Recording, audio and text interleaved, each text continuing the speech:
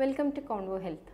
ഞാൻ doctor Rishija Nameer, AIMS homoeopathy rheumatology and arthritis clinic. Carpal tunnel syndrome നമ്മുടെ കൈപ്പത്തിയിൽ, especially ഉള്ളം കൈയിൽ ഉണ്ടാകുന്ന തരിപ്പ്, വേദന, കടച്ചിൽ, ഇത് ചിലപ്പോൾ ഷോൾഡർ വരെ എക്സ്റ്റെൻഡ് ചെയ്യുന്നു. ഇതാണ് ശരിക്കും കാർപ്പൽ ടണൽ സിൻഡ്രോമിൻ്റെ ടിപ്പിക്കൽ സിംറ്റം. രാത്രി ഒരു ഉറങ്ങി എഴുന്നേറ്റ് കഴിഞ്ഞാൽ കൈ കുടയേണ്ടതായിട്ട് വരും. ഇങ്ങനെ അനുഭവപ്പെടുന്നുണ്ടെങ്കിൽ നമ്മളത് കാർപ്പൽ ടണൽ സിൻഡ്രോം ആണെന്ന് സംശയിക്കാം. നമ്മുടെ സമൂഹത്തിൽ ഒരു 10-15% ആളുകൾ ഈ ഒരു ബുദ്ധിമുട്ട് അനുഭവിക്കുന്നുണ്ട്. ആക്റ്റീവായിട്ടുള്ള ഏജിൽ, അഥവാ ഒരു 30 മുതൽ 50 വയസ്സ് വരെയുള്ള ആക്റ്റീവ് ഏജിലാണ് ഇത് കൂടുതൽ കാണുന്നത്. റിസ്റ്റ് ജോയിൻറ്റിൻ്റെ അമിത ഉപയോഗം കൊണ്ടാണ് വരുന്നത്. കീബോർഡ് ആർട്ടിസ്റ്റ്, മ്യൂസിഷ്യൻസ്, പിന്നെ കീബോർഡ് മൗസ് ഉപയോഗിക്കുന്ന കമ്പ്യൂട്ടർ എഞ്ചിനീയർ, സോഫ്റ്റ്വെയർ ഫീൽഡിൽ വർക്ക് ചെയ്യുന്നവർ, പിന്നെ നമ്മുടെ വീട്ടമ്മമാർ ഒരുപാട് ജോലികൾ ചെയ്യുന്നു. ഈ റിസ്റ്റ് കൊണ്ടാണ് ചെയ്യുന്നത്. തേങ്ങ ചിരവുക, നമ്മൾ കറിക്ക് അരിയുന്നുണ്ട്, പാത്രം കഴുകുന്നുണ്ട്, ഹോൾഡ് ചെയ്യുന്നുണ്ട്, കുഞ്ഞുങ്ങളെ എടുക്കുന്നുണ്ട്. അപ്പോഴൊക്കെ ഈ കൂടുതൽ നമ്മൾ റിസ്റ്റാണ് വർക്ക് ചെയ്യുന്നത്. ഇങ്ങനെ ഓവറായിട്ട് റിസ്റ്റ് യൂസ് ചെയ്യുമ്പോഴാണ് ഈ കാർപ്പൽ ടണൽ സിൻഡ്രോം എന്നുള്ള ഈ കണ്ടീഷൻ വരുന്നത്. ഇവിടെ നമ്മുടെ റിസ്റ്റിൽ ഒരു ടണൽ പോലെയുള്ള സ്ട്രക്ചറാണുള്ളത്. അത് ഈ 5 വിരലുകളുടെ ബോൺസ്, പിന്നെ അതിനോടനുബന്ധിച്ചുള്ള ലിഗമെൻറ്റ്സ്, അത് അറ്റാച്ച് ചെയ്തിരിക്കുന്നത് സൈനോവിൽ ഷീത്ത്, ഇതൊക്കെ ഈ ടണലിനകത്തൂടെ പാസ് ചെയ്യുന്നു. നമ്മുടെ ടണൽ പോലെ ആണെന്ന് പറഞ്ഞല്ലോ, ഈ റിസ്റ്റിൽ ഇവിടെ ഒരു ടണൽ പോലെയുണ്ട്. അതിനകത്ത് ലിഗമെൻറ്റ്സിലൊക്കെ നീർക്കെട്ട് വരുമ്പോൾ ആ നീർക്കെട്ട് കാരണമാണ് നമ്മുടെ ഈ മീഡിയൻ നെർവ് പ്രസ് ആവുന്നത്. മീഡിയൻ നെർവിന് കംപ്രഷൻ വരുമ്പോഴാണ് പെയിൻ വരുന്നത്. ഒബീസിറ്റി, പ്രഗ്നൻസി, തൈറോയ്ഡ് പ്രോബ്ലംസ് ഉള്ളവർ, ഇവർക്കൊക്കെ ഇതിൻ്റെ ഒരു റിസ്ക് കൂടുതലാണ്. അതായത് റുമറ്റോയ്ഡ് ആർത്രൈറ്റിസ്, ഇതൊക്കെ ഉള്ളവർക്കാണ് ഇതിൻ്റെ റിസ്ക് കൂടുതലായിട്ടുള്ളത്. നമ്മുടെ ഈ റിസ്റ്റ് ജോയിൻറ്റ് നമുക്ക് കണ്ടാൽ അറിയാം, നമുക്ക് ഇവിടെ ഈ കൂടുതലും ഇവിടെ തിക്നെസ് കുറവുമാണ്. എന്നാൽ ഈ കാർപ്പൽ ടണൽ സിൻഡ്രോം, ഇവിടെ നെർവ് കംപ്രഷൻ വരുന്നവർക്ക് ഇതൊരു റൗണ്ട് ഷേപ്പിലായിരിക്കും. നമ്മൾ ഒബീസിറ്റി ഉള്ളവരെ കണ്ടാൽ ഒരു റൗണ്ട് ഷേപ്പിലായിരിക്കും, അപ്പോൾ കംപ്രഷൻ കൂടും. അതാണ് ഇതൊരു റിസ്ക് ഫാക്ടറാണെന്ന് പറയുന്നു, ഒബീസിറ്റി. പിന്നെ ഡയബറ്റീസ് ഉള്ളവർക്ക് വരാം. പിന്നെ മെൻ്റൽ സ്ട്രെസ്സ് ഒരു കാരണമാണ്. മെൻ്റൽ ആൻഡ് ഫിസിക്കൽ സ്ട്രെസ്സ്, അതും ഇങ്ങനെ ഒരു കാരണം. ഹെറിഡിറ്ററി മറ്റൊരു കാരണമാണ്. ഇതിലുള്ളവർക്കൊക്കെ നമ്മൾ കൂടുതലായിട്ട് കാർപ്പൽ ടണൽ സിൻഡ്രോം കണ്ടുവരുന്നുണ്ട്. ഇതേപോലെ തന്നെ കടച്ചിലും ബുദ്ധിമുട്ടും തരിപ്പും അനുഭവപ്പെടുന്നതാണ് ഈ സ്പോണ്ടലൈറ്റിസ് പോലുള്ള രോഗങ്ങളും. നമ്മുടെ ഡിസ്കിൻ്റെ പ്രോബ്ലം കൊണ്ടൊക്കെ ഉണ്ടാവും. എന്നാൽ ഒരു ക്ലിനിക്കിൽ എത്തിയിട്ട് ക്ലിനിക്കൽ എക്സാമിനേഷൻ നടത്തുമ്പോൾ നമ്മൾ ചില കാര്യങ്ങൾ നോക്കും. അപ്പോൾ അത് നമുക്ക് തിരിച്ചറിയാൻ പറ്റും കാർപ്പൽ ടണൽ സിൻഡ്രോം ആണോ എന്നുള്ളത്.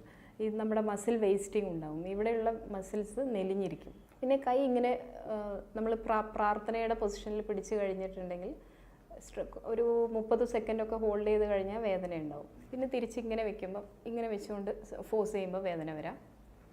ഇങ്ങനെയുള്ള ചില കണ്ടീഷൻസൊക്കെ നോക്കിയിട്ടാണ് നമ്മളിത് മനസ്സിലാക്കുന്നത് കാർപ്പൽ ടണൽ സിൻഡ്രോം ആണോ അതോ സ്പോണ്ടലൈറ്റിസിൻ്റെ പെയിൻ ആണോ എന്നൊക്കെ ഉള്ളത്.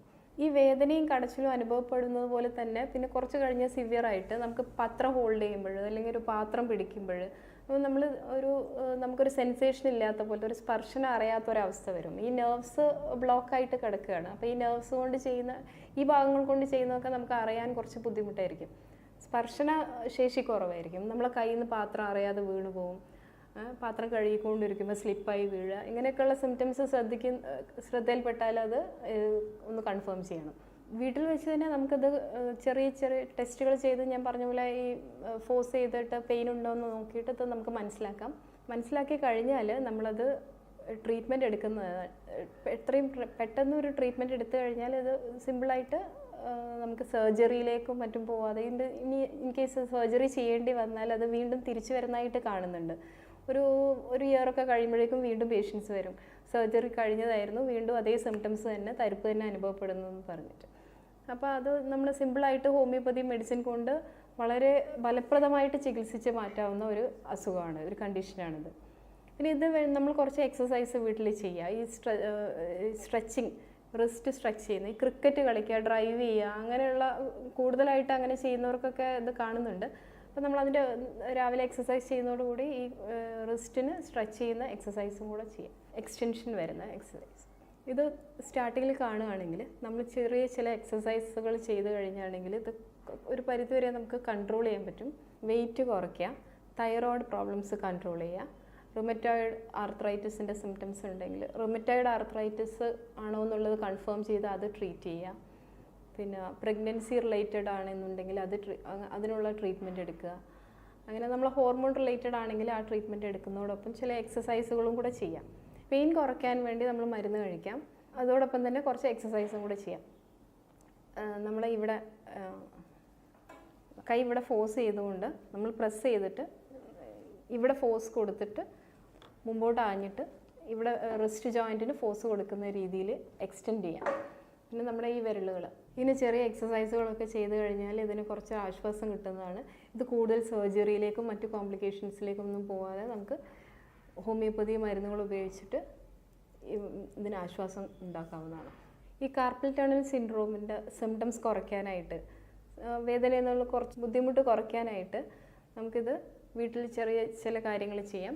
നമ്മൾ ആദ്യം തണുത്ത വെള്ളത്തിൽ കൈ മുക്കി വെക്കുക, പിന്നീട് ഒരു ഇളം ചൂടുള്ള വെള്ളത്തിൽ ഉപ്പിട്ടിട്ട് പിന്നീട് ഇത് രണ്ടും മാറി മാറി ചെയ്തുകൊണ്ടിരുന്നാൽ കുറച്ച് ആശ്വാസം കിട്ടുന്നതാണ്.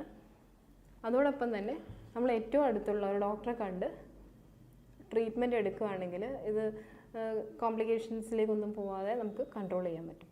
അടുത്തൊരു വിഷയവുമായി